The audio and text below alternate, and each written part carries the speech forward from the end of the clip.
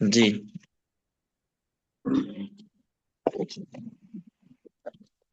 ইন্নাল হামদালিল্লাহ ওয়াসসালাতু ওয়াসসালামু আলা রাসূলিল্লাহ ওয়া আলা আলিহি ওয়া আসহাবিহি আজমাইন। قال الله تعالى في كلامه المجيد والفرقان الحميد إنما يخشى الله من عباده العلماء وقال تعالى إن أكرمكم عند الله أتقاكم। রাজধানী ঢাকার উত্তরায় প্রতিষ্ঠিত মারকাজুল উলুম উত্তরার উদ্যোগে আয়োজিত তাকাসসুস ফিল ফিকহিল ইসলামি ওয়াল ইফতা বিভাগে অনলাইন শাখার নিয়মিত দর্শে দেশ বা প্রবাস দূর বা নিকট থেকে যারাই যুক্ত হয়েছেন সকলকে জানাই অন্তরের অন্তঃস্থল থেকে হৃদয় নিংড়ানো ভালোবাসা মিশ্রিত সশ্রদ্ধ সালাম ও মোবারকবাদ। রব্বে কারিমের কৃতজ্ঞতা প্রকাশ করছি, যিনি রহমান, যিনি রহিম, যার দয়ার কোনো শেষ নেই, যার করুণার কোনো অন্ত নেই। শত সহস্র দুরূদ ও সালাম পেশ করছি সাইয়্যিদুল আম্বিয়া মুহাম্মদুর রাসূলুল্লাহ সাল্লাল্লাহু আলাইহি ওয়াসাল্লামের শানে, যার চারিত্রিক সনদ স্বয়ং আল্লাহ সুবহানাহু ওয়া তাআলা প্রদান করেছেন। ঘোষণা করেছেন সূরা কলামের ৪ নম্বর আয়াতে, ইন্নাকা লাআলা খুলুকিন আযীম। নিশ্চয়ই হে রাসূল সাল্লাল্লাহু আলাইহি ওয়াসাল্লাম, আপনি মহান চরিত্রের উপর অধিষ্ঠিত। নাই তাজ তাই লাজ, ওরে মুসলিম খরজুর শিশে তোরা সাজ। করে তসলিম হর কুরনি শেষর আওয়াজ, শোন কোন মুজিদা সে উচ্চারে হেরা আজ ধরামাজ। উর্জ এমেন নজদ হেজাজ তাহামা ইরাক শাম, মেসের ওমান তিহারান শরী কাহার বিরাট নাম। পরে সাল্লাল্লাহু আলাইহি ওয়াসাল্লাম। সম্মানিত ওলামায়ে হযরত, আমরা কানুনুল উকুবাতিল মুকারান তথা তুলনামূলক দণ্ডবিধি থেকে ইতিমধ্যে দুইটা দর্শ দুইটা না বোধহয় ৩টা দর্শ আমরা শেষ করেছি। আজকে চতুর্থ দর্শ অনুষ্ঠিত হতে যাচ্ছে। আমাদের আজকের আলোচনা দ্বিতীয় অধ্যায় থেকে। দ্বিতীয় অধ্যায় হলো ইসলাম ও প্রচলিত আইনে চুরির বিধান। পৃষ্ঠা নাম্বার ২৪। যাদের কাছে কিতাব আছে সামনে রাখলে সুবিধা হবে।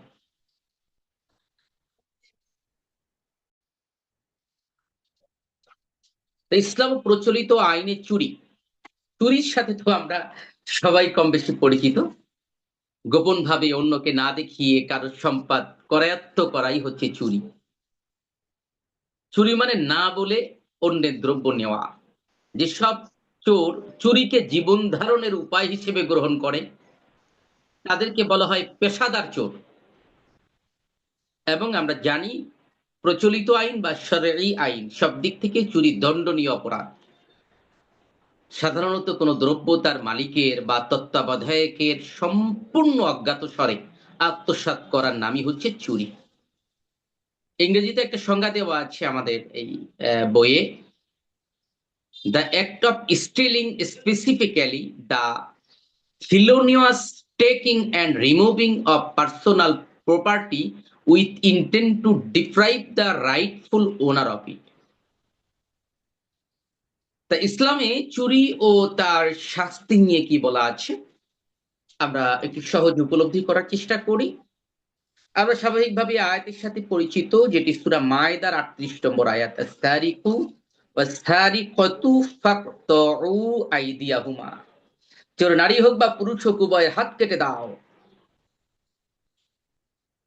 এখন হাত কতটুকু কাটতে হবে, কোন হাত কাটতে হবে, কতটুকু চুরি করলে হাত কাটতে হবে, কখন কাটতে হবে, দ্বিতীয়বার যদি আবার চুরি করে তাহলে কি হবে, তৃতীয়বার চুরি করলে কি হবে, চতুর্থবার চুরি করলে কি হবে, পঞ্চমবার যদি আবার চুরি করে তাহলে কি হবে।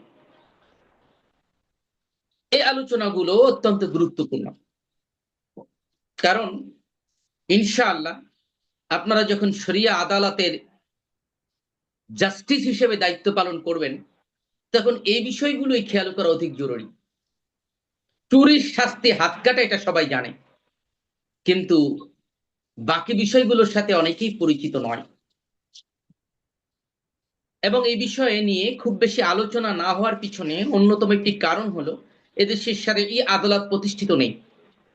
এ কারণে শরিয়াতের সেই তিনটি দিকের ইবাদত এবং মুআমালাত, দুইটা বিষয় নিয়ে আমাদের চর্চা তুলনামূলক বেশি, কিন্তু আদল উকুবাত নিয়ে আমাদের চর্চা কম, কারণ এটা চর্চা করে করব কি, কাজে তো লাগাইতে পারি না। ফলশ্রুতিতে ম্যাক্সিমাম ইফতা বিভাগে এই বিষয়টি পড়ানো হয় না। কিন্তু আমরা স্বপ্ন দেখি আপনাদের নেতৃত্বেই একসময় এদেশের শরীরে আদালত কার্যকর হবে, খেলাফত প্রতিষ্ঠিত হবে ইনশাআল্লাহ। সেই সময় যেন কোনো সংকট দেখা না দেয়। দ্বিতীয়ত, এই বিষয়গুলো নিয়ে আপনারা যদি আগে জনমত গড়ে না তোলেন, মানুষকে না জানান, তুলনামূলকভাবে দেশীয় আইন থেকে কেন শরিয়া আদালতের বিষয়গুলো ভালো এটি যদি বুঝাতে না পারেন, তাহলে সেই বিপ্লবে সাধারণ মানুষকে আমরা সহযোগী হিসেবে পাবো না। অতএব সাধারণ মানুষদেরকে আগে এই বিষয়টি উপলব্ধিতে আনা জরুরি। তাহলে একটি ব্যাপক জনমত গঠনের মধ্য দিয়ে একটি বৈপ্লবিক পরিবেশ তৈরি করা যাবে, একটি ইনকিলাব ঘটবে। আসুন আমরা প্রথমত যে বিষয়টি বুঝতে পারলাম সূরা মায়েদার ৩৮ নম্বর আয়াতের আলোকে, যে চুরির শাস্তি হলো হাত কাটা। চুরি নারী হোক বা পুরুষ হোক, উভয়ের হাত কেটে দাও। মানে নারী পুরুষের মধ্যে এখানে কোনো ভিন্নতা আনা হয়নি। পুরুষরা বলতে পারবে না যে আমাদের উপরেই শুধু শাস্তি, মহিলারা চুরি করলে তাদের শাস্তি কমিয়ে দেওয়া হলো। মহিলারাও বিপরীত কথা বলতে পারবে না যে শাস্তি আমাদের বেশি, পুরুষদের কম। না, এখানে ইনসাফ করা হয়েছে। নারী পুরুষ চুরি করেছে যখন নির্ধারিত শর্তগুলো পূরণ হলে উভয়েরই হাত কেটে দেওয়ার নির্দেশ দিয়েছেন আল্লাহ সুবহানাহু ওয়া তাআলা। এখন প্রচলিত আইনে যেমন আমরা আলোচনা করেছিলাম যে দুই ধরনের আইন আছে দণ্ডবিধি রিলেটেড। একটা হলো পেনাল কোড মানে দণ্ডবিধি, আর একটা হলো সিআরপিসি ক্রিমিনাল প্রসিডিউর কোড। মানে দণ্ডবিধিতে কি আলোচনা করা হয় আপনাদের ভুলে যাওয়ার কথা না, যে আইনে অপরাধের সংজ্ঞা এবং শাস্তি সম্পর্কে আলোচনা করা হয় তাকে দণ্ডবিধি বলা হয়। আর এই শাস্তিগুলো কিভাবে কার্যকর করা যাবে সেটি আছে প্রচলিত আইনের মধ্যে, সেটি রয়েছে সিআরপিসি ক্রিমিনাল প্রসিডিউর কোডে, অর্থাৎ ফৌজদারি কার্যবিধিতে। তা ইসলামী শরিয়াতে তো আলাদা দণ্ডবিধি, ফৌজদারি কার্যবিধি এভাবে আলাদা করা হয়নি। এই কারণে এখানে আলোচনাগুলো একসাথে। সেহেতু চুরির এই শাস্তিটি হাত কাটবো কিভাবে, কখন কাটবো, ইত্যাদি ইত্যাদি বিষয়গুলো আলোচনা শরী এই বিধানের মধ্যে থাকবে। প্রথম কথা হলো, চুরি করলে হাত কোথা দিয়ে কাটা হবে? চুরি করলে হাত কাটা হবে ডান হাতের কবজি থেকে। ডান হাতের কবজি থেকে, বাম হাতের নয়, বরং ডান হাতের কবজি থেকে কাটা হবে। ২ নম্বর কথা হচ্ছে কখন কাটা হবে। হানাফি মাযহাবের বক্তব্য অনুযায়ী যদি ১০ দিরহাম পরিমাণ কেউ চুরি করে, তাহলে তার হাত কাটা হবে। আর ১০ দিরহামের কম যদি চুরি করে, সেটি তাযীরের আওতায় অন্য কোনো শাস্তি তাকে প্রদান করা হবে, কিন্তু হুদুদের আওতায় পড়বে না, অর্থাৎ তার হাত কাটা যাবে না। দ্বিতীয়ত, কেউ যদি অভাবের তাড়নায় চুরি করে তাহলে কি হবে? অভাবের তাড়নায় কেউ চুরি করলে তারও হাত কাটা যাবে না, বরং রাষ্ট্রের দায়িত্ব থাকবে তার অভাব দূর করে দেওয়া। হাত কাটা তো পরের কথা, যদি এটি প্রমাণিত হয় যে সে চুরি করেছে পেটের দায়ে, সন্তানের মুখে খাবার তুলে দেওয়ার জন্য, পরিবারের জন্য খাবার তুলে দেওয়ার জন্য, নিজে না খেয়ে আছে এই কারণে চুরি করেছে, যদি এরকম বিষয়টি প্রমাণিত হয়, তাহলে তার হাত কাটা যাবে না, বরং রাষ্ট্রের দায়িত্ব থাকবে তার অভাবকে মিটিয়ে দেওয়া। সুতরাং যারা সমালোচক তারা বলার চেষ্টা করে যে ইসলামের শাস্তি এত নির্মম, একজন মানুষের হাতি যদি কেটে নেয় লোকটা কিভাবে চলবে? না, হাত কাটা এমন ব্যক্তির হবে না যে অভাবের তাড়নায় চুরি করেছে। অর্থাৎ আমরা যাদেরকে সিসকে চোর বলি, ছোটখাটো চোর বলি, বা স্বাভাবিকভাবে আমাদের সমাজে এমনি চুরিগুলো যারা করে থাকে, এদের ম্যাক্সিমামই তার আওতায় পড়ে না, বরং এই জাতীয় চুরির দায়ে যারা পড়বে তারা ম্যাক্সিমাম হবে বড় মাত্রার চোর এবং অভ্যাসগত চোর। অভাবের চোর নয়, অভ্যাসগত চোরদেরই হাত কাটা হয়। এবার আসুন, হানাফি মাযহাবের বক্তব্য 10 দিরহাম, তবে শাফি মাযহাবে বলা হয়েছে 3 দিরহাম, ন্যূনতম 3 দিরহাম। 10 দিরহামে কি পরিমাণ হয় সেটি আমরা একটু পরে আলোচনা করছি। এর আগে আরেকটি বিষয় আমরা বলে রাখি, সেটি হলো কেউ প্রথমবার চুরি করলো, চুরি করার পরে এবং এটা প্রমাণিত হলো সে 10 দিরহাম চুরি করেছে। 10 দিরহাম চুরি করেছে প্রমাণিত হলো, প্রমাণিত হওয়ার পরে তার ডান হাতের কবজি থেকে কেটে দেওয়া হলো। বাম হাত আছে, পা আছে, সে অভ্যাসগত চোরের কারণে আবারও এরকম একটা সুযোগ পাইলো যে এক সোনার দোকানের সামনে দিয়ে যাচ্ছে, ও আর নিজের সামাল দিতে পারে নাই, ও আবার চুরি করছে। তাহলে এবার কি হবে? আগের বারে তো হাত কাটা, এবার তাকে কেটে দিতে হবে বিপরীত দিক থেকে, মানে ডান হাতের কবজি থেকে যেহেতু কাটা হয়েছিল, এবার কাটা হবে বাম পায়ের গোড়ালি থেকে। সে যদি আবারও চুরি করে তাহলে পুনরায় শাস্তিটা ফিরে আসবে, মানে বাম হাত যে অবশিষ্ট আছে, বাম হাতের কবজি থেকে কেটে দিতে হবে। যদি চতুর্থবার আবার চুরি করে তাহলে একটা পা আছে এখন আর, ওই পায়ের গোড়ালি থেকে কেটে দিতে হবে। যদি পঞ্চমবার চুরি করে, প্রশ্ন করতে পারেন যে পঞ্চমবার আবার চুরি করবে কি করে, হাত নাই পা নাই, কেমনে করবে? যার অভ্যাস আছে সে অনেক সময় এমন ঘটনাও ঘটাতে পারে। কেমন? সে গড়িয়ে গড়িয়ে চলতে পারে পথ, কৃত্রিম পা লাগিয়ে চলতে পারে, দুই হাতের শেষ দিয়ে গেছে, মানে বাকি জায়গা দিয়ে ধরা যায়। আপনারা দেখবেন অনেকের হাত এখান থেকে কাটা থাকলে বাকি অংশ দিয়ে সে ধরতে পারে, তা সেই জায়গা দিয়ে ধরলো, দাঁত দিয়ে কামড়িয়ে কিছু নিয়ে যাচ্ছে, এরকম যদি হয়ে বসে পঞ্চমবারের মতো চুরি, তাহলে তাকে বন্দি করে রাখতে হবে। এটা হলো চুরির স্বাভাবিক নীতিমালা। উম্মুল মুমিনিন হযরত আয়েশা সিদ্দিকা রাদিয়াল্লাহু তাআলা আনহু থেকে বর্ণিত একটা হাদিস আমরা এই পর্যায়ে দেখতে পারি, যেটি বুখারী, মুসলিম, তিরমিজি, আবু দাউদ, ইবনে মাজাহ 4টি হাদিস গ্রন্থেই এসেছে, 5টি হাদিস গ্রন্থে এসেছে। সেখানে নবী সাল্লাল্লাহু আলাইহি সাল্লাম বলেছেন যে সিকি দিনার তথা 1 গ্রাম থেকে একটু বেশি স্বর্ণ অথবা তার সমমূল্য এবং এর চাইতে বেশি চুরি করলে কোনো চুরির হাত কাটা হয়, নতুবা নয়। আমরা একটু আগে বলছিলাম যে 10 দিরহাম, এটি হানাফি মাযহাবের বক্তব্য। তা 10 দিরহামের কম চুরি করলে কি হবে? আমরা বলেছি যে তাজিরের আওতায় তাকে শাস্তি প্রদান করা হবে। কি শাস্তি হতে পারে তাজিরের আওতায়? এটাও আমরা হয়তো প্রথম দর্শে কিছুটা বলার চেষ্টা করেছিলাম, যে তাজিরের আওতায় শাস্তি, সর্বোচ্চ শাস্তি মৃত্যুদণ্ড, আর এর বাইরে সর্বনিম্ন শাস্তি হচ্ছে কাউরে একটা ধমক দিয়ে দেওয়া, মানে সংশোধনের উদ্দেশ্যে বলে দেওয়া এই কাজ আর করবা না। এগুলো সবই তাজিরের আওতায় করতে পারে। অর্থাৎ বিচারক চাইলো যে সে 10 দিরহাম চুরি করে নাই, করেছে 9 দিরহাম, বিচারক বলল ঠিক আছে ওর 3 মাসের জেল হবে। অথবা বিচারক রায় দিলেন যে ঠিক আছে ওকে 10টা বেত মেরে দেওয়া হোক বা 20টা বেত মারা হোক। এটি তিনি তার অপরাধের ধরন, অবস্থা, প্রেক্ষাপট সব বিবেচনা করে কোন শাস্তি দিলে সে অপরাধ থেকে ফিরে আসবে এবং তার এই অপরাধের তৎপরতা থেকে সাধারণ মানুষ নিরাপত্তা লাভ করবে, সেই শাস্তি তিনি প্রদান করবেন। এটি সময় প্রেক্ষাপটে ভিন্নতা আসতে পারে, কারণ অপরাধীর বয়স কেমন, আগেও এরকম চুরি করছিল কিনা। দেখা গেল যে আগের বারে সে 5 দিরহাম মূল্যের কিছু চুরি করছিল, তা সেইবারও তারে শাসায় দেয়া হয়েছে, 5টা পিটান দিয়ে ছেড়ে দেওয়া হয়েছে, আবার চুরি করছে।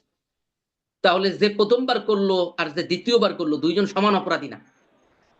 এবার বিচারক তাকে চাইলেন যে হাত কাটবো না ঠিক আছে, কিন্তু এর একটা কঠিন শাস্তি দিয়ে বিচারক বললেন যে ওর আঙ্গুলের মাথা কেটে দেওয়া হোক।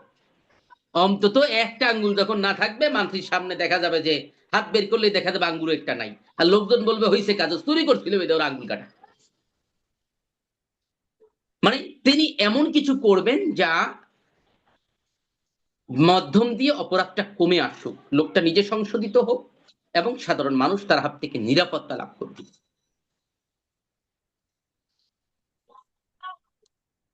হযরত আব্দুল্লাহ ইবনে ওমর রাদিয়াল্লাহু তাআলা আনহু থেকে বর্ণিত আরেকটা হাদিসে আমরা দেখতে পারি, সেটি বুখারী, মুসলিম, তিরমিজি, আবু দাউদ এবং ইবনে মাজাহর মধ্যে এসেছে। রাসূল সাল্লাল্লাহু আলাইহি ওয়াসাল্লাম জনৈক চোরের হাত কাটলেন একটি ঢাল চুরির জন্য, যার মূল্য ছিল ৩ দিরহাম, তথা প্রায় ৯ গ্রাম রূপা কিংবা তার সমমূল্য। এই হাদিস থেকেই ইমাম শাফি রহমাতুল্লাহ আলাইহি তিনি ৩ দিরহামের কথা বলেছেন। তবে যে কথাটি শুরুর দিকে বলছিলাম যে কি পরিমাণ মাল চুরি করলে কার উপরে হদ জারি করা হবে, মানে হাত কাটার বিধান দেওয়া হবে, এই বিষয়টি নিয়ে উলামায়ে কিরামদের মধ্যে মতের ভিন্নতা আছে। হানাফি মত হলো ১০ দিরহাম। হানাফি মত দুইটা, একটা হলো ১০ দিরহাম অথবা ১ দিনার। এই ১০ দিরহাম আর ১ দিনারের মূল্য রাসূল ইসলামের সময় সমান ছিল, কিন্তু এখন আবার ভিন্নতা হয়ে গেছে। সোনা রূপার দামের যেমন ভের পার্থক্য, তদ্রূপ ভাবে এই ১০ দিরহাম আর ১ দিনারের মধ্যে পার্থক্য তৈরি হয়েছে। বর্তমানে ১০ দিরহামে রূপা হয় ৪০.২৩ গ্রাম, অপর দিক থেকে ১ দিনারে রূপা হয় ৮৬.৪ গ্রাম, মানে ডবলের চেয়েও বেশি। শরিয়াতের একটা বিশেষ দিক হলো এই শাস্তি সংক্রান্ত বিধান জারি করার জন্য যতক্ষণ পর্যন্ত ছাড় আছে ততটা ছাড় দেওয়া। আমি আবারও বলছি, যেহেতু একটা গুরুত্বপূর্ণ হদ জারি করতে হবে, সেহেতু যতক্ষণ পর্যন্ত শরিয়াতে ছাড় পাওয়া যায় ততক্ষণ পর্যন্ত ছাড় দেওয়াটাই হলো কল্যাণকর। সেহেতু যেহেতু ৮৬.৪ গ্রাম ৪০.২৩ গ্রাম দুই রকম আছে, কখনো কখনো যদি মনে হয় যে এই লোকটা প্রথমবারই চুরি করেছে এবং চুরি করার কোনো প্রেক্ষাপট ইত্যাদি ইত্যাদি বিবেচনা করে বিচারক চাইলেন যে ঠিক আছে এবার হাত কাটলাম না, কারণ ৮৬.৪ গ্রাম রূপার সমমূল্য হয় নাই, বিচারক অন্য শাস্তি দিলেন হাত না কেটে। এটি তিনি করতে পারেন অবস্থা প্রেক্ষাপট বিবেচনা করে। কিন্তু না, দেখা গেল এ আসলে আগেও দুইবার চুরি করছে, কিন্তু আগের বারে চুরি করছিল একবার ৫ দিরহাম আর একবার ৯ দিরহাম, এবার চুরি করছে ১১ দিরহাম। এবার বিচারক ওই ৪০.২৩ গ্রাম রূপা দিয়ে, মানে ১০ দিরহামের এটার উপরেই তার শাস্তি জারি করতে পারেন। কিন্তু প্রথমবারে যদি তিনি চান যে ১ দিনারের মূল্যের বিবেচনায় তাকে শাস্তি দেবেন, সেটিও তিনি করতে পারেন। ইসলাম মানবিকতার দিকে উদ্বুদ্ধ করে, ইসলাম শাস্তি কঠোর করেছে, কিন্তু যদি সুযোগ থাকে কোনো জায়গায় রুখসত দেওয়ার, সেখানেও ইসলাম কার্পণ্য করে না। তা এখন সোনা রূপার দাম তো কমে বাড়ে, এটা আমরা জানি। সেহেতু কয় টাকা চুরি করলে হাত কাটা যাবে, এটা নির্ণয় করার পদ্ধতি হলো যেই মুহূর্তে বিচারক রায় দিবে ওই মুহূর্তে বাজার দর কত তাই জানবেন। যেই দিন রায় দেবেন ওই দিনের বাজার দর জেনে নেবেন।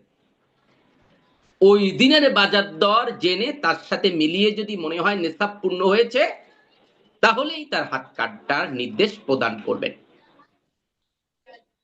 কারণ সোনা রূপার দাম প্রতি মাসে মাসে কেন, মাঝে মাঝে আজকে একরকম থাকে পরের দিন আর এক রকম হয়। এই কারণে এটা ফিক্স করে বলাটা কঠিন, এটা বাজারের দরটা আমাদের জেনে নিতে হবে। কারো চুরির ব্যাপারটা যদি বিচারকের নিকট না পৌঁছায়, মানে বিচারক পর্যন্ত পৌঁছায় নাই কিন্তু চোর ধরা পড়ছে, ধরা পড়ার পরে দেখা গেল যে এই লোকটা আসলে চুরিতে অভ্যস্ত না, হঠাৎ করে করে ফেলছে যে কোনো ভাবে, এবং সে এ ব্যাপারে অনুতপ্ত, বলল যে আমাকে মাফ করে দেন, আমি আর কখনো করব না, আমি আগে কোনোদিন চুরি করি নাই। বিভিন্ন রকম তার কথাবার্তা দেখে মনে হলো যে লোকটা অনুতপ্ত এবং সে তওবা করেছে, নেক আমলে মনোনিবেশ করেছে। তাহলে কি হবে? তাহলে আল্লাহ তাআলা তার তওবা কবুল করবেন। আর আল্লাহ যেহেতু তওবা কবুল করবেন, সাধারণ মানুষের জন্য নিয়ম হলো এমত অবস্থায় ব্যাপারটা বিচারকের কাছে না পৌঁছানোই উত্তম। এটা মানবিকতার আর একটা দিক। একটা লোক প্রথমবারই চুরি করছে, চুরি করার পরে ধরা পড়লো, সে অনুতপ্ত হলো, অথবা ধরা পড়ে নাই কিন্তু নিজে অনুতপ্ত হয়ে এই যে মাওলানা মাহমুদুল হাসান সাহেবের কাছে আসছে যে হুজুর, আসলে আপনি যখন যাচ্ছিলেন বাসে করে, আমি তো আপনার পাশে বসা ছিলাম, আপনার পকেট দিয়ে আস্তে করে মোবাইলটা আমি নিয়ে নিচ্ছি, কিন্তু হুজুর কাজটা আমার ঠিক হয়নি, আপনার মোবাইল ফেরত দিলাম, হুজুর আমারে মাফ করে দেন। মাহমুদুল হাসান সাহেবের দায়িত্ব কি? এবার এটারে ধরে নিয়ে উত্তম মাধ্যম দিয়ে আদালতের কাছে নিয়ে যাওয়া। কি বলেন? না, ইসলাম এটা বলে না। ইসলাম এটা বলে না। ইসলাম বলে যেহেতু জিনিসটা ফেরত দিয়েছে, লোকটা অনুতপ্ত হয়েছে, নিজে এসে ধরা দিয়েছে, অতএব তাকে মাফ করে দাও।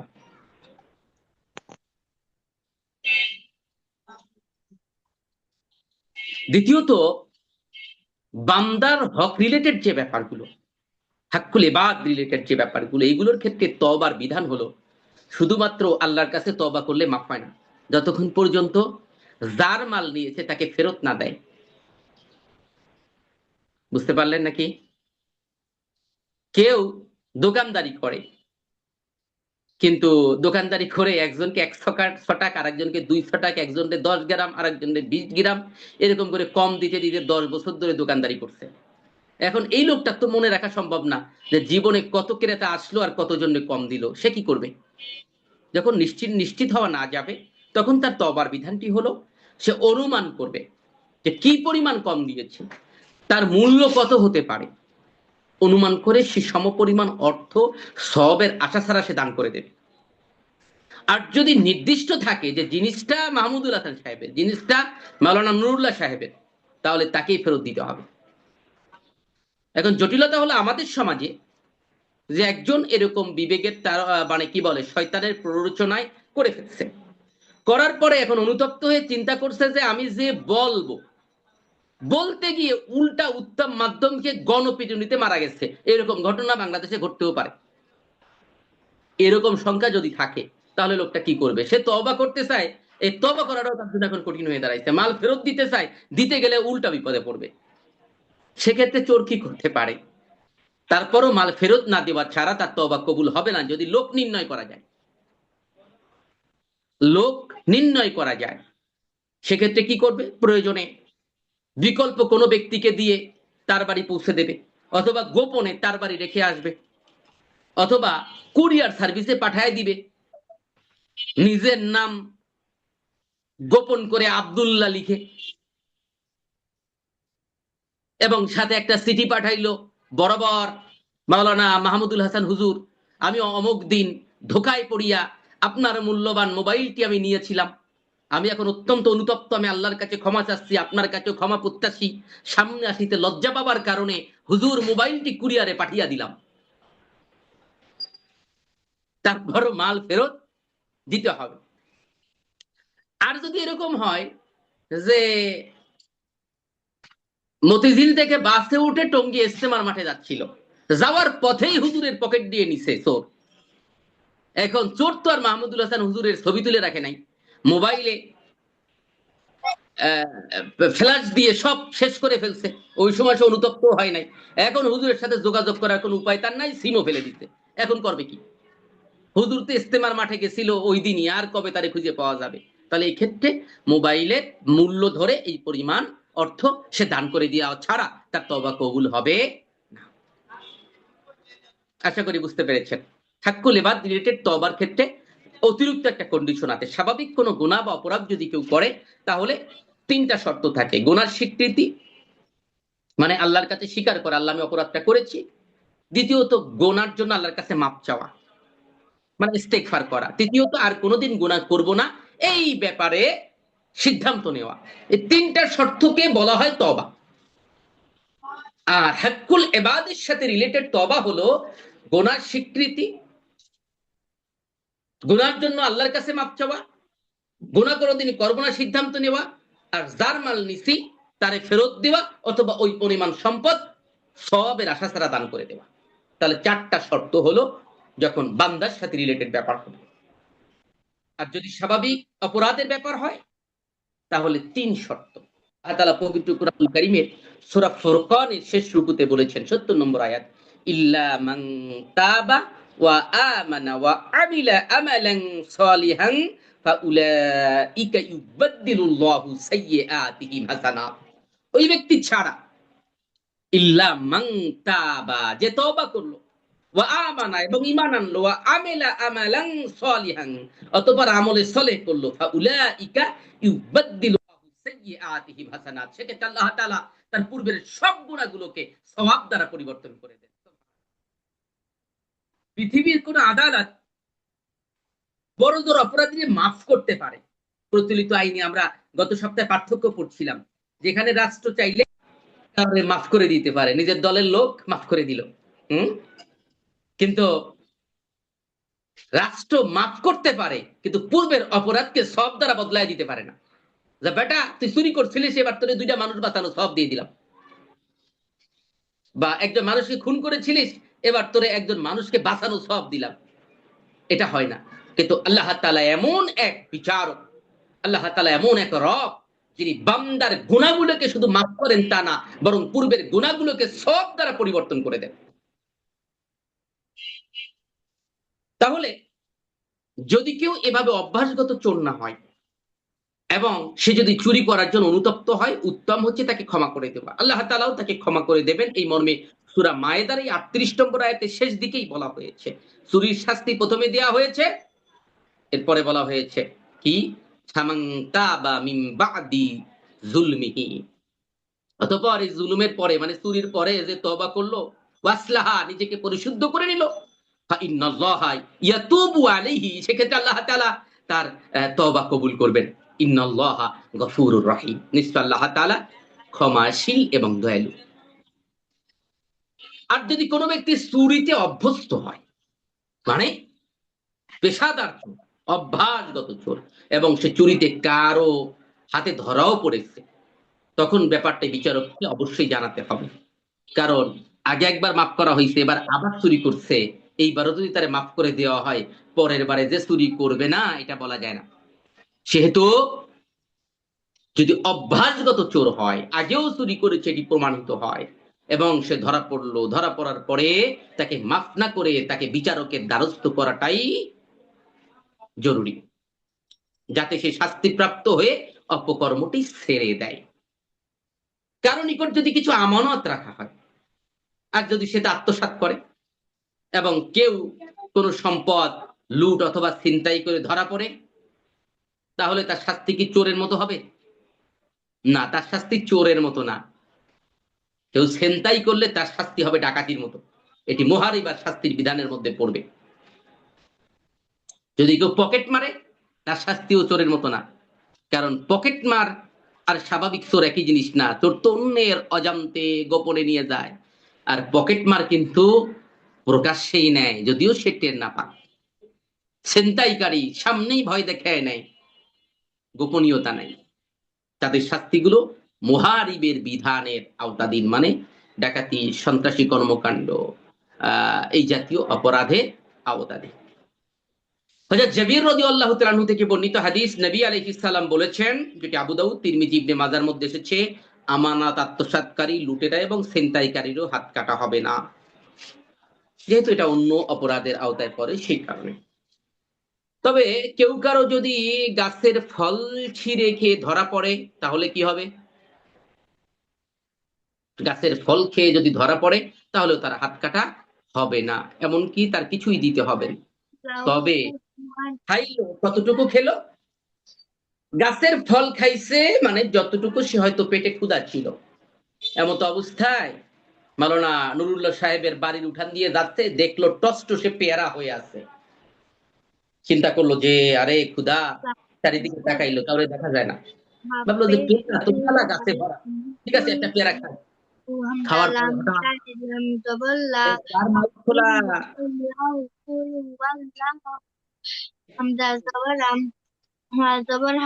মাদ্রাসার পড়াশোনা শোনা যাচ্ছে।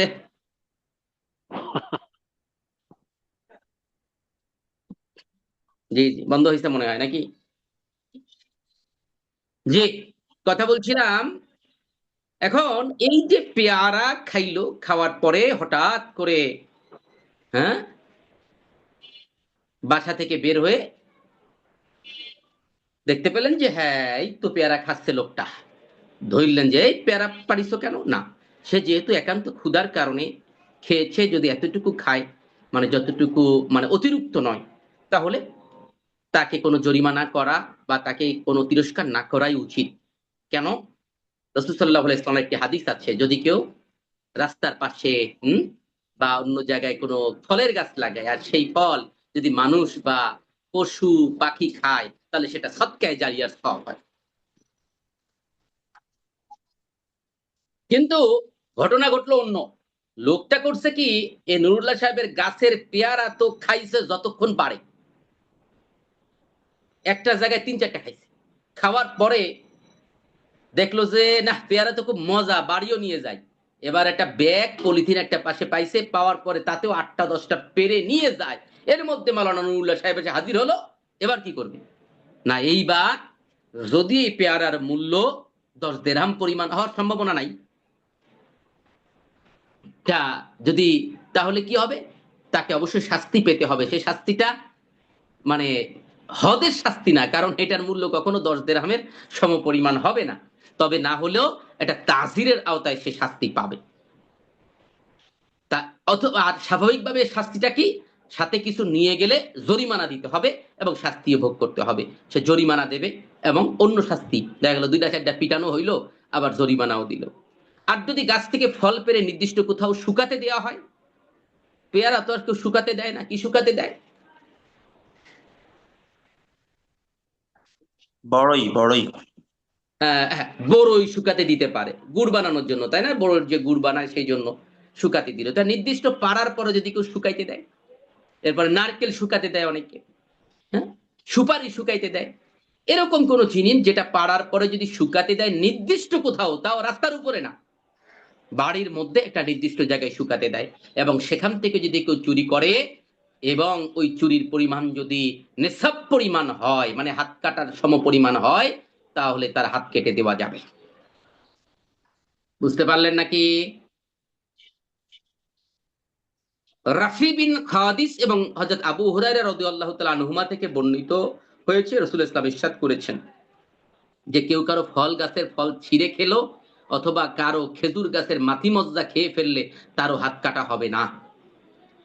এর মানে এই না যে আর একজনের খেজুর গাছের রস খাইতে গিয়ে মাটিও খাইয়ে ফেলতে মানে কোনো শাস্তি হবে না, বিষয়টা এরকম না। হাত কাটা হবে না মানে হদ জারি হবে না, কিন্তু ঠিকই তাজিরের আওতায় তার শাস্তি হবে। আপনারা মনে রাখবেন, তাজির হলো, আমরা আগেও আলোচনা করেছিলাম, হুদুদ কিসাস নয়, তাই তাজির। তাজির তা যেটা শরিয়াতে নিষিদ্ধ কিন্তু তার শাস্তি বর্ণিত হয়নি। অন্যের গাছের মাটি মজ্জা খাওয়া যাবে না, অন্যের গাছের এই ফল অতিরিক্ত বা মানে একান্ত পেটে দায় না হলে খাওয়া যাবে না, এটাই বাস্তবতা। তা যদি খায় তাহলে তাজিরের আওতায় শাস্তি হবে, কিন্তু এটা হুদুদের আওতায় পড়বে না, যেহেতু এটা নিসাব পরিমাণ খায় নাই।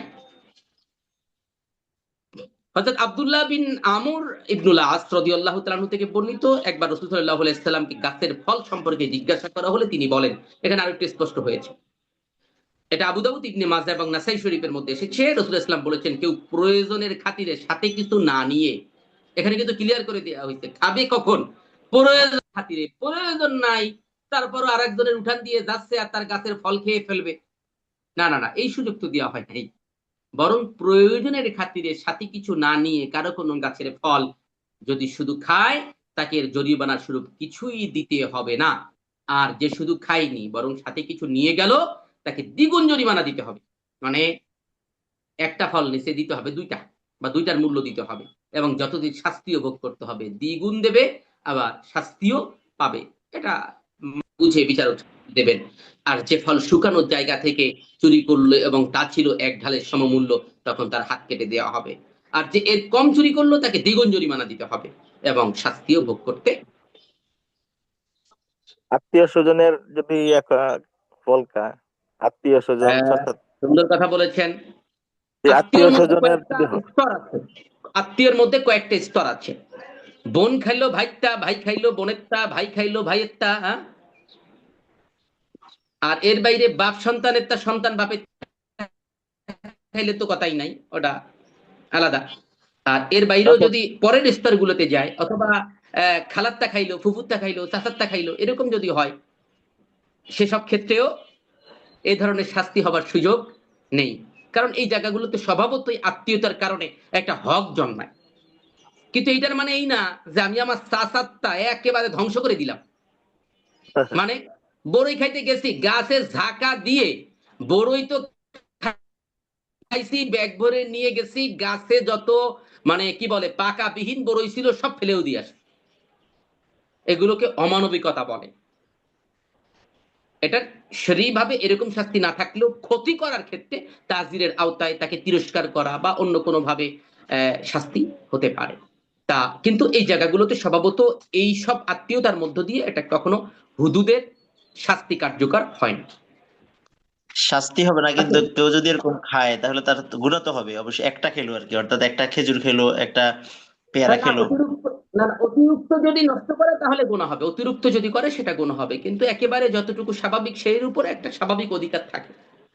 সেটা যেমন শুধু এই জায়গা না, বন্ধু বন্ধুর জিনিস খাওয়ার ক্ষেত্রেও কিছু অধিকার থাকে। যদি মানে দুইজনের সম্পর্ক এরকম থাকে যে একজন আরেকজনকে খাইলে কিছু মনেই করে না, সে সব ক্ষেত্রে খাইলে মানে অনুমতি ছাড়াই অনুমতি ছাড়া খাওয়া খেলে যায়। অসুবিধা নেই। খাবারের ক্ষেত্রে খাবার খাবার খাবার খাবার অন্য কিছু না কিন্তু। এর মানে এই শুধু না যে খাবার না, চাচার ঘড়িটা নিয়ে গেছে। ধরেন ইয়েস, আসার সময় খাবারের কথা পথে বলছি, একটা অন্য ব্যাপার না। আম গাছে আম পড়ে আছে, হ্যাঁ। আমার পাশে পড়োশির এক বাচ্চা একটা আম নিয়ে আসছে, বা বালেগ মানুষ একটা আম নিয়ে আসছে, সেক্ষেত্রে গুনাহ হবে কিনা অন্যের আম অনুমতি ছাড়া? একটা দারুণ কথা বলেছেন। দেখুন, বিষয়টি হলো যে এখানে কয়েকটা ব্যাপার। একটা বিষয়টা হলো, যদি ওই বাড়িতে ওনাদের অবস্থানই থাকে তাহলে স্বভাবতই নিয়মটা হলো ওই আমটা না আনা। আর যদি এরকম হয় আপনার পাশে একটা বাগান আছে, সেই বাগানের লোক সপ্তাহে একদিন পরে আসে, আসতে গাছ থেকে একটা আম পড়েছে, ওই আমটা আপনিও নিলেন না, সেও নিল না, আমটা পচে যাবে, এই পচা থেকে খাওয়া উত্তম। তবে সেক্ষেত্রে উত্তমতা হলো যার বাগান তারা একটু বলে দেওয়া যে ভাই আপনার গাছের আম তো পড়ে থাকে, আপনিও আসেন না, তা আমটা নষ্ট হওয়া থেকে রক্ষা করতে আমরা খাইলে আপনার কোনো দাবি দেওয়া আছে নাকি, একটা কমন জানান দেওয়া, এটা হলো উত্তমতা। কিন্তু এটা ছাড়াও নষ্ট হওয়া থেকে রক্ষা করার জন্য খাওয়া যায়। যেমন আপনি রাস্তা দিয়ে হেঁটে যাচ্ছেন, দেখলেন এমন একটা ফল পড়ে আছে যার মালিক খুঁজে পাওয়া যাচ্ছে না, আপনি চিন্তা করলেন এটা কাঠটা পড়ছে আমি খাবো না।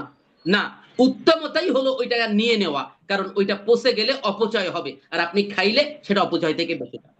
এগুলো ফল খাদ্য দ্রব্যের ক্ষেত্রে এরকম কিছু মানে ব্যতিক্রমতা রয়েছে। আমরা তো আমাদের বাচ্চাদেরকে শিখাই যে কারো কিছু পড়ে থাকলেও ধরিও না, হ্যাঁ বা অবশ্যই আপনি বাচ্চাদেরকে অবশ্যই ভাবে শিক্ষা দেবেন, কারণ এটা দ্বারা বাচ্চা প্রভাবিত হতে পারে। আমি তো বললাম বাচ্চাকে আমরা উত্তমতাই শিক্ষা দিব। একটা হলো অবশ্যই। আজিমত, আর একটা হলো রুকসত।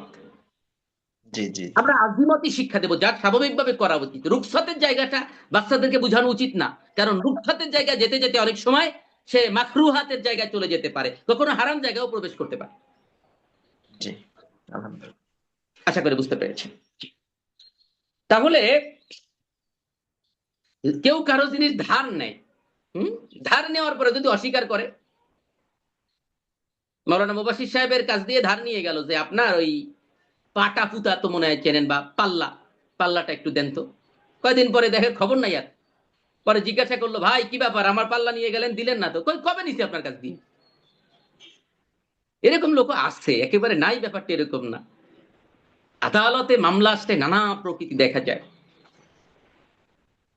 সেদিন একটা মজার ঘটনা শুনলাম, এই শবে বরাতের রাতে মসজিদে এই আলোচনার মানে সময় আমার আগে যিনি আলোচনা করলেন, উনি একটা মজার কথা বললেন যে ওনার কাছে একটা বিচার আসছে মাঝে, যে একজনের জমি আর একজন দখল করে নিচ্ছে।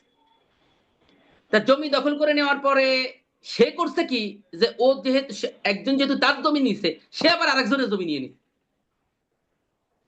এখন তারা জিজ্ঞাসা করেছে ভাই নিছো কেন, বলে আমার তো অমুক নিছে তাই আমি আরেকজনের তা নিছি। বলে তা ও তোমার উপরে জুলুম করলো, তুমি আবার আরেকজনের উপরে করবা।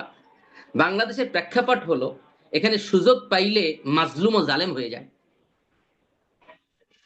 মানে আসলে আমরা নৈতিকতার দিক দিয়ে অত্যন্ত বাজে, এটাই বাস্তব। অনেকগুলো কারণ আছে, কারণ আছে, ইতিহাসগত কারণও আছে। কারণ আমাদের এই দেশের অধিকাংশরাই এই জায়গার স্থানীয় না। মানে কেউ আফ্রিকা অঞ্চল দিয়ে আসছে, কেউ ইরান থেকে আসছে, হ্যাঁ, কেউ তুরস্ক অঞ্চল থেকে আসছে, কেউ আবার মানে আফ্রিকা বা ইয়ামেন অঞ্চল দিয়ে, কেউ আবার সৌদি আরবের অঞ্চল দিয়ে আসছে, আবার একেবারে আদি বাসিন্দা হিসেবে এখানে কিছু লোকজন আছে। সেটা কেমন? নূহ আলাইহিস ইসলামের প্লাবনের পরে তার 4 সন্তানের 3 সন্তান বেঁচে ছিলেন, কেনান প্লাবনে মারা গেল, বাকি 3 জন বেঁচে ছিল, হাম, শাম আর ইয়াফাস। তা নূহ আলাইহিস সালাম প্লাবনের পরে হামকে, ওই যে 40 জোড়া যেটা আমরা জানি, ওর মধ্যে তার 3 সন্তান ছিলেন, এমনকি তাদের পুত্রবধূও থাকতে পারে। তা সেই 3 সন্তানকে নূহ আলাইহিস সালাম পৃথিবীর 3 প্রান্তে পাঠালেন। হামকে পাঠালেন এই ভারত উপমহাদেশে তথা সিন্ধু নদের অববাহিকা অঞ্চলে, হামকে পাঠানো হলো। এই হামের প্রপৌত্র হচ্ছে বং। বং, বং থেকে বঙ্গ, বঙ্গ থেকে বাংলা, বাংলা থেকে পূর্ব বাংলা এবং পশ্চিম বাংলা, আর পূর্ব বাংলা থেকে পূর্ব পাকিস্তান, পূর্ব পাকিস্তান থেকে আজকের বাংলাদেশ। এভাবে শামকে পাঠিয়েছিলেন সিরিয়া অঞ্চলে, এই কারণে সিরিয়ার প্রাচীন নাম হলো শ্যাম দেশ। আর ইয়াফাসকে পাঠিয়েছিলেন সূর্যোদয়ের অঞ্চলে, মানে সূর্যোদয়ের দেশ বলা হয় বর্তমানে জাপানকে। ওই সময় হয়তো জাপানের অস্তিত্ব ছিল কিনা আল্লাহ ভালো জানে, তবে সূর্যোদয়ের অঞ্চল বলতে এই মুহূর্তে পৃথিবীর পূর্ব দেশে থাকা, পূর্ব দিকে থাকা দেশগুলো বোঝায়। এটা জাপান হতে পারে, চীন হতে পারে, রাশিয়া হতে পারে, তুর্কি হতে পারে, এই অঞ্চলগুলোর দিকে ইঙ্গিত করে। তা সেখানে গেল কি ইয়াফাস। ইয়াফাসের বংশধরদের মধ্যে প্রসিদ্ধ হলো ইয়াজুস ওয়া মাজুস। আমরা ইয়াজুস মাজুসের কথা জানি, কিয়ামতের আগে প্রত্যেক সূর্য ভূমি থেকে বেরিয়ে আসবে, এবারে কোরআনের আয়াত আছে। কোরআন হাদিস ও বিজ্ঞানের ভিত্তিতে কিয়ামতের আলামত নামে আমার লেখা একটা বই আছে, ওখানে এগুলো সবিস্তারে আলোচনা করা আছে। তা সেই যে ইয়াজুস মাজুস, এটা হলো ইয়াফাসের বংশধর। তাহলে সেদিক দিয়ে আদি বাসিন্দাগত দিক দিয়ে, উপমহাদেশের বাসিন্দা আদি দিক দিয়ে হলো হামের বংশধর। কিন্তু সবাইকে হামের বংশধর না, বিভিন্ন জায়গা দিয়ে আসছে। এখন এই নানা রকম স্বভাবের বৈশিষ্ট্য আমাদের মধ্যে প্রবেশ করছে। এই বৈশিষ্ট্যগুলোর কারণে আমরা জাতিগত ভাবেই কিছুটা দুর্নীতি পরায়ণ বটে। এটা আমাদের আত্মসমালোচনার জন্যই বলা। এটা আমাদের চারিত্রিক একটা মানে ভিন্ন দিক আসছে, নানা ঢঙের আসছে। দেখবেন যে একজন ভালো মানুষ হঠাৎ করে তার পরিবারের অন্যরা অত্যন্ত বেকায়দা, মানে এমন কেউ বংশের অন্যদিকে ছিল যার বৈশিষ্ট্য এর মধ্যে চলে আসছে। এরকম একটা নানা রকম জটিলতা আসছে। এই কারণে ব্যাকরণের ভাষায় সংকর জাত বলা হয় আমাদের, মানে বহু জাতির মিশ্রণ বা রক্তের কানেকশন আমাদের সাথে আছে। যাই হোক, আমি এটা ভিন্ন দিক। আপনারা হজ বা উমরায় যারা গিয়েছেন তারা দেখবেন যে বাঙালি দেখলে বোঝা যায়, মানে চেহারার মধ্যে আমাদের একটা, আমরা না বেশি সাদা না কালো, মানে আফ্রিকানদের মতনও না, আবার ইউরোপের মানুষদের মতনও না, আমাদের মধ্যে একটা বৈচিত্র্য আছে। এটার কারণ হলো নানা বর্ণের মানুষদের বংশধর আমরা হবার কারণে এমনটা হয়েছে। তা যাই হোক, আমি যে কথা বলছিলাম যে আমাদের দেশের এটা একটা বৈশিষ্ট্য যে জালেম যখন সুযোগ, মাজলুম যখন সুযোগ পায়, আগে তার উপরে জুলুম করা হয়েছে, সে মাজলুম ছিল, সেও রাতারাতি জালেম হয়ে যায়। সে তখন চিন্তা করে আরেকজনের তা কেমনে কারিয়ে নেওয়া যায় সুযোগ পাওয়া মাত্র। মানে এটা একটা অদ্ভুত ব্যাপার যে আমি মাজলুম ছিলাম, আমি এখন সুযোগ পেয়েছি, জুলুম থেকে আল্লাহ আমাকে রক্ষা করেছেন, এখন আমি আবার জালেম হয়ে যাব। রাজনৈতিক দলগুলোর ক্ষেত্রে তো আমরা এরকম প্র্যাকটিসই দেখতে পাই। মনে করে আমি 5 বছর ওগো এইভাবে মারবো, পরের 5 বছর আমি আসবো, আজকের দিন শেষ দিন না, আরো দিন আছে, আমি নিয়ে যাব তোমার ওই দিনের কাছে। তো ওই দিনের কাছে কি ও বলবে যে খবর আছে তোর, আইতেছি আমি। এখন দেখেন না অনেকে ফেসবুকে পোস্ট দেয় 12 তারিখের পরে দেখা করিস। তার মানে কি এই লোকগুলো আগে মাজলুম ছিল, এখন 12 তারিখের পরে দেখা করিস, মানে 12 তারিখের পরে যদি ক্ষমতায় যাই তখন আমি হব জালেম। আল্লাহ তাআলা হেফাজত করুন এই অবস্থা থেকে আমাদের। জি, এবার আসুন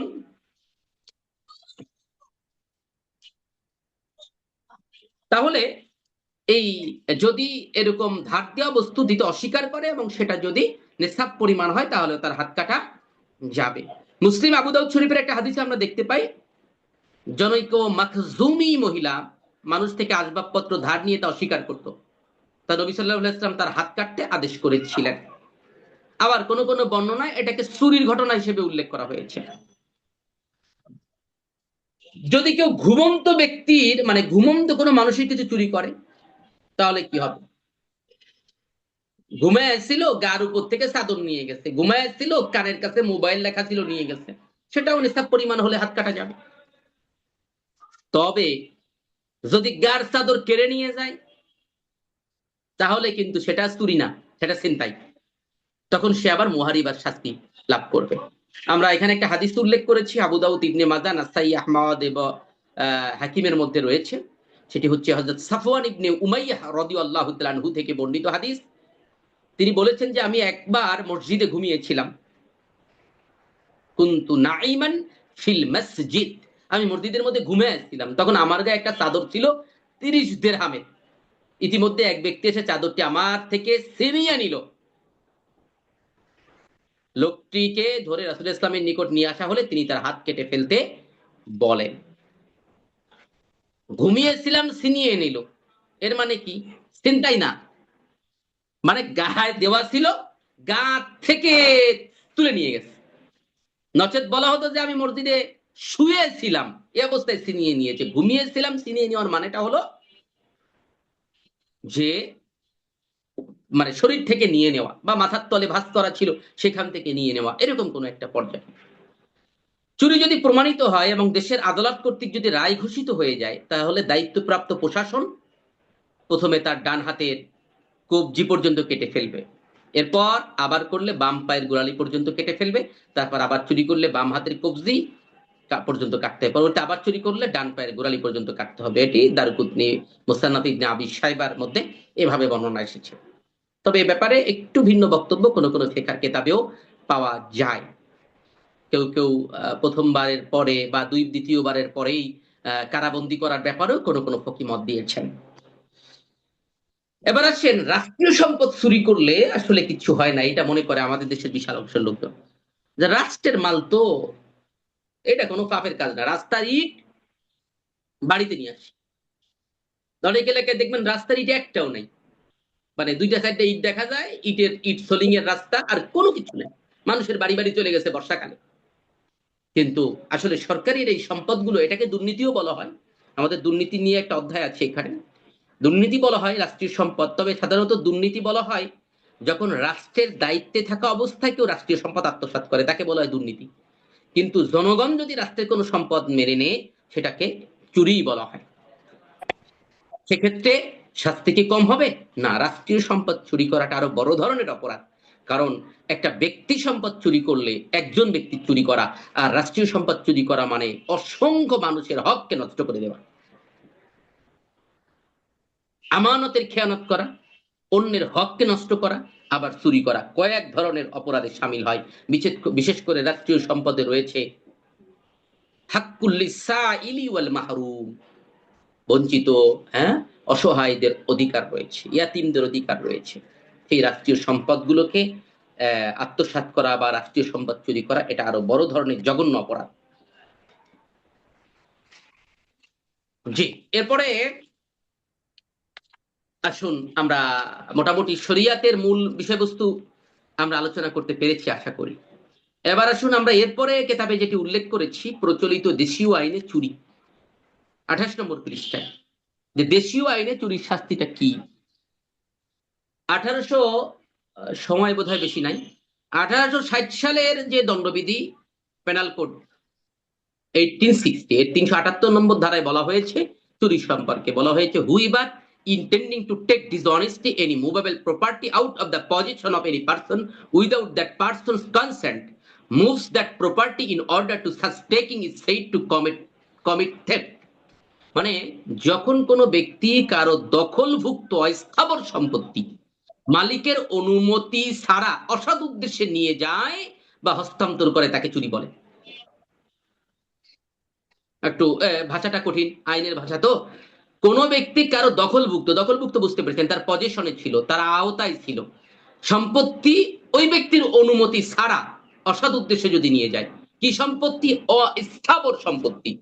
অস্থাবর আর স্থাবর, এই কথাটা আপনারা মাঝে মধ্যে শোনেন, জায়গা জমির মধ্যে প্রায় শোনা যায়, তার স্থাবর অস্থাবর সকল সম্পদ দান করে গেছে। এই স্থাবর আর অস্থাবর জিনিসটা কি? অস্থাবর মানে হচ্ছে মুভেবল প্রপার্টি, যা নাড়ানো যায়, তার নাম হলো অস্থাবর। আর স্থাবর মানে যা নাড়ানো যায় না, যেমন জায়গা জমি বাড়ি, এগুলো কি? স্থাবর, মানে নাড়ানো যায় না। আর অস্থাবর মানে যা মুভ করা যায়, নাড়ানো যায়, সেটা হলো অস্থাবর। একটা গাছ, স্বাভাবিকভাবে নাড়ানো যায় না, তাহলে এটা কি? স্থাবর। কিন্তু গাছটা যদি করাত দিয়ে কেটে দেওয়া হয় তাহলে কি হবে? সেটা অস্থাবর হয়ে যায়। মানে যা নিয়ে যাওয়া যায় এরকম সম্পদকে অস্থাবর বলা হয়। এইটা যদি মালিকের অনুমতি ছাড়া অসৎ উদ্দেশ্য নিয়ে কেউ নিয়ে যায় তাকে চুরি বলা হয়। চুরি বা কোনো অপরাধ প্রমাণ করার জন্য দুইটা শর্ত থাকে মৌলিকভাবে। দুইটা শর্ত প্রমাণ করার জন্য। একটা হচ্ছে অ্যাক্টাস রিয়াস, ল্যাটিন টার্ম, ইংরেজি না। অ্যাক্টাস রিয়াস, যাদের কাছে বই আছে আশা করছি মিলিয়ে নিচ্ছেন। অ্যাক্টাস রিয়াস এটা হলো এক অর অমিশন বুঝায়। Act or omission. অ্যাক্ট মানে হলো কোনো কাজ করা, আর অমিশন মানে কোনো কাজ না করা। যেমন একটা বিষয় করতে নিষেধ করা হয়েছে তাই করলো, এটা অপরাধ। আর একটা বিষয় করতে বলা হয়েছে তাই করে নাই, সেটাও অপরাধ। একজন নার্সকে দায়িত্ব দেওয়া হলো এই রোগীরে তুমি ইনজেকশন দেবা প্রতি 3 ঘন্টা পর পর। নার্স সেটা করে নাই, এরপরে রোগীটা মারা গেল। তাহলে এটা কি? অমিশন, করে নাই, তার সেটাই অপরাধ। আবার কেউ চুরি করলো, সেটা করেছে, সেটাই অপরাধ। নামাজ পড়তে বলা হয়েছে, পড়ে নাই, করে নাই, সেটা অপরাধ শরিয়াতের দৃষ্টিকোণ দিয়ে। তাহলে এই অ্যাক্টাসিয়াস মানে হলো কাজটা করেছে বা যা করা দরকার ছিল তা করে নাই, এটা প্রমাণ করা। দ্বিতীয়টা হচ্ছে মিনস রিয়া। মিনস রিয়া মানে হচ্ছে মোটিভ অর ইন্টেনশন, মানে ওই কাজটা, ওই খারাপ কাজটা করার পিছনে তার উদ্দেশ্য ছিল, ইন্টেনশন ছিল, এটা প্রুফ করা। এই দুইটা বিষয় প্রুফ করলে সেটাকে চুরি হিসেবে সাব্যস্ত করা হয়। আমরা উপরে যেটা দেখলাম, তাহলে এই চুরির শাস্তি প্রমাণ করার জন্য যে শর্তগুলো এখানে উল্লেখ করা হয়েছে, আদালতে কি প্রমাণ করতে হবে বিচারকের, বা মানে আইনজীবীর কি প্রমাণ করতে হবে? বিচারক তো প্রমাণ করে না, বিচারক বিবেচনা করে, আইনজীবীর প্রমাণ করতে হয়। তিনি কি প্রমাণ করবেন? চুরির বিষয়বস্তুটা অস্থাবর সম্পত্তি ছিল। দ্বিতীয়ত অভিযুক্ত ব্যক্তি উক্ত স্থাবর সম্পত্তি সরিয়েছেন, অস্থাবর সম্পত্তি সরিয়েছেন। তারপর উক্ত ব্যক্তি তখন অন্য উক্ত সম্পদ তখন ওই ব্যক্তির দখলে ছিল, আর দখলকারীর অনুমতি ব্যতীত তিনি সরিয়েছেন। পঞ্চমত অভিযুক্ত ব্যক্তি উক্ত সম্পত্তি তার দখল হতে নিয়ে নেওয়ার অভিপ্রায় সরিয়েছেন। ষষ্ঠত অসাধুভাবে করেছেন। একজন করলো কি, এক বাগানের মধ্যে গরু বাঁধা, এখন সে দেখলো যে এই অবস্থায় গরুরা যদি নিয়ে যায় ধরা পড়ে যেতে পারে, আস্তে করে গরুর রশিটা কেটে দিছে, মানে গরু যে রশি দিয়ে বাঁধা ছিল সেটা কেটে দিছে। প্রমাণিত হইলো যে রশি কাটছে কেন? চুরি করার জন্য। তাহলে এটাও চুরি। অর্থাৎ এই অসৎ উদ্দেশ্যটা প্রমাণ করা লাগবে। তাহলে এসব যদি প্রমাণ করা যায় তাহলে এই চুরির দণ্ড দেওয়া যাবে দেশীয় আইনে। এখন চুরির শাস্তি কি আছে? দণ্ডবিধির 379 নম্বর ধারায় বলা হয়েছে, whoever commits theft shall be punished with imprisonment of either discretion for a term which may extend to 3 years or with fine or with both। মানে যে ব্যক্তি চুরি ঘটায় তার শাস্তি হতে পারে নিম্ন বর্ণিত পর্যন্ত। সেটা কেমন? 3 বছর পর্যন্ত কারাদণ্ড বা অর্থদণ্ড বা উভয় দণ্ড। মানে চুরির স্বাভাবিক শাস্তি হচ্ছে 3 বছর পর্যন্ত জেল অথবা জরিমানা, অথবা জেল জরিমানা দুইটাই। আর যদি কেউ, এটা হলো কমন চুরি, আর যদি কেউ কারো বাসগৃহ থেকে চুরি করে, বাড়ি থেকে চুরি করে, জাহাজ থেকে চুরি করে, বিমান থেকে চুরি করে, কারো তাবির মধ্য থেকে চুরি করে, তাহলে সেক্ষেত্রে চুরি করলে 7 বছর পর্যন্ত কারাদণ্ড এবং অর্থদণ্ডে দণ্ডিত হবে। 7 বছর পর্যন্ত, মানে 7-এর কমও হতে পারে, সর্বোচ্চ 7। এটা বলা হয় যে দণ্ডবিধি 380-তে। আর 381-তে বলা হয়েছে যদি কেউ কোনো কিরানি হয়, মানে একজন অফিসের কর্মচারী বা কর্মকর্তা, যার আওতায় একটা লকার রাখা ছিল বা কোনো সম্পদের দায়িত্ব দেওয়া ছিল, সেইটা যদি সে চুরি করে, আপনার বাড়িতে একজন কাজের মহিলা রাখছেন, সে যদি কিছু চুরি করে, তাই এই দায়িত্বে দেওয়া কোনো ব্যক্তি যদি চুরি করে তাহলেও তার কারাদণ্ড হতে পারে 7 বছর পর্যন্ত এবং একই সাথে জরিমানা হতে পারে। তারপরে চুরির আরেকটা শাস্তি বর্ণনা করা হয়েছে 382 নম্বর ধারায়। সেটা হলো যদি কেউ চুরি করার সময় কাউরে ভয় ভীতি দেখায়, হ্যাঁ, কাউরে আঘাত করে বা আঘাতের ভয় দেখায়, যদি এইটা যুক্ত হয় সাথে, তাহলে কি হবে? মানে চুরি তো গোপনেই হয়, কিন্তু গোপনে চুরি করে যাওয়ার সময় বেঁধে গেল লোক, হ্যাঁ কে যাও, ও পকেটের চাকু বের করে বলো খবরদার সামনে আগাবি না, আগাইলে মেরে দেব। এই অতিরিক্ত যে ভয় দেখাইছে, এই দেখানোর জন্য তার জেল হতে পারে 10 বছর পর্যন্ত, যে কোনো মেয়াদের কারাদণ্ড, এবং একই সাথে সে অর্থদণ্ডে দণ্ডিত হবে। এখানে চুরের 4 রকম শাস্তির কথা আছে। কেতাব আপনাদের কাছে আছে, না থাকলে অন্যরা নিয়ে নেবেন, আমি আপনাদেরকে বলি, কারণ পরীক্ষার সময় এই খালি পিডিএফ দিয়ে পড়ে ভালো প্রস্তুতি নেওয়া যায় না। যেহেতু কিতাবগুলোর দাম খুবই কম সেহেতু কিনে ফেলবেন, আপনারা অনলাইনে অর্ডার করলেই নিতে পারবেন আমাদের কাছ থেকে। রমজানের দেখো, ক্লাসগুলি কেমন হবে? রমজানের হ্যাঁ রমজানে রমজানে ক্লাস হবে, তবে ক্লাস হবে জোহরের পরে, অল্প সময়ের জন্য। যে জোহর অনেকে তো থেকে আসরের মধ্যে তারাবি ক্লাস হবে পড়াবে অল্প সময়ের জন্য। আধা ঘন্টা। হ্যাঁ হ্যাঁ হ্যাঁ, আধা ঘন্টা বা 40 মিনিট করে ক্লাস হবে, দুইটা ক্লাস 40 40 80 মিনিট, মানে 1.5 ঘন্টায় দুইটা ক্লাস শেষ হবে ইনশাল্লাহ। জি। তারপরে ক্লাস বন্ধ করব না আমরা, কারণ হলো ক্লাস তো সপ্তাহে মাত্র 2 দিন, এরপরে যদি বন্ধ করে দিই এটা ক্ষতি হয়ে যাবে আপনাদের। তা ক্লাস চালু হবে, এরপরে আমরা ওই যে সবে কদরের মানে হলো শেষ দশকে ক্লাস বন্ধ করে রাখবো, শেষ দশক থেকে রোজার হয়তো প্রথম সপ্তাহ পর্যন্ত, কিন্তু মোটামুটি 20 রমজান পর্যন্ত আমাদের ক্লাস চলবে ইনশাআল্লাহ। জি, তাহলে এই পর্যন্ত, অতমধ্যে আজান হয়ে গেছে। আজকের আলোচনা এই পর্যন্তই। এই আলোচনাটা একটু আপনারা দেখবেন, যাদের কাছে বই আছে বই দিয়ে দেখবেন, যাদের কাছে পিডিএফ তো আছে সবার কাছে, পিডিএফ দিয়ে দেখবেন ইনশাআল্লাহ। আর আমাদের যে ইউটিউব চ্যানেলটা আছে ওইখানে ভিডিও যায় পরপর, ওইটাকে একটু সাবস্ক্রাইব করে রাখবেন, মার্কাজুল উলুম উত্তরা নামে যে ইউটিউব চ্যানেলটা আছে এটা সাবস্ক্রাইব করে রাখবেন। তাহলে ভিডিও আপলোড দিলে আপনার কাছে নোটিফিকেশন যাবে, তখন আপনার ওই ভিডিওটা আবার যদি দেখেন তাহলে ভালো প্রস্তুতি নিতে সহজ হবে ইনশাআল্লাহ। একটু ইয়ারফোন দিয়ে পথে ঘাটে চলার সময় শুনতে পারবেন, রাতে ঘুমানোর আগে একটু শুনলেন, এভাবে চর্চার মধ্যে রাখবেন ইনশাআল্লাহ। অনলাইন ক্লাসও আপনাদের যথার্থ ফায়দা দেবে। আল্লাহ তাআলা আপনাদেরকে নিরাপদে রাখুন। আসসালামু আলাইকুম ওয়া রাহমাতুল্লাহি ওয়া বারাকাতুহু। সব ক্লাসগুলি কি ভিডিওতে পাওয়া যায়? জি জি, মানে ক্লাসগুলি কি ভিডিওতেও আছে? হ্যাঁ হ্যাঁ, ইউটিউবে সব ক্লাসগুলো ধারাবাহিকভাবে পাওয়া যায়, সবগুলো গত সপ্তাহ পর্যন্ত সব ভিডিও ইউটিউবে দেওয়া আছে। আমরা তো মার্কাজুল উলুম উত্তরা নামে আলহামদুলিল্লাহ যে ইউটিউব পরবর্তীতে চ্যানেল আছে, ক্লাস ইংরেজিতে লিখবেন মার্কাজুল উলুম উত্তরা। আপনাদের গ্রুপে অনেকবারই লিংক দেওয়া হয়েছে, যখন কোনো ভিডিওর লিংক আপনাদের গ্রুপে দেওয়া হয় সেটা ওই ইউটিউব থেকে দেওয়া হয়, ওটা সাবস্ক্রাইব করে রাখলে ধারাবাহিক ভিডিও পাবেন, একদম সাজানো আছে। তারিখ সহ আছে না? হ্যাঁ, তারিখ সহ না, ক্লাসের নাম্বার সহ আছে, ক্লাসের নাম্বার যে কি বলে করুণুল উকুবাত ক্লাস নাম্বার 3, ব্যাচ নাম্বারও আছে, দরস নাম্বারও আছে, উভয়টাই আছে। ক্লাস নাম্বারও লেখা আছে প্রত্যেকটা ভিডিওতে, দেখলেই বুঝতে পারবেন। ওস্তাদ জি, মাসিক বেতনটা কবে দেওয়া লাগবে? হ্যাঁ, মাসিক বেতনটা তো অবশ্যই আপনাদেরকে মনে হয় মানে যত দ্রুত পারেন, সর্বোচ্চ 10 তারিখ। আগে তো ওই মোবাইল বিকাশ নম্বরটা আমার এখান থেকে চলে গেছে একটু যদি হ্যাঁ, আমার হোয়াটসঅ্যাপে নক দিয়েন, হোয়াটসঅ্যাপে নক দিলে বিকাশ নাম্বার দিয়ে দেওয়া হবে, যেখানে ভর্তি হয়েছিলেন সেই নাম্বারে, সেই নাম্বারে হোয়াটসঅ্যাপে নক দিলে বিকাশ নাম্বার দিয়ে দেওয়া হবে। জি ইনশাল্লাহ।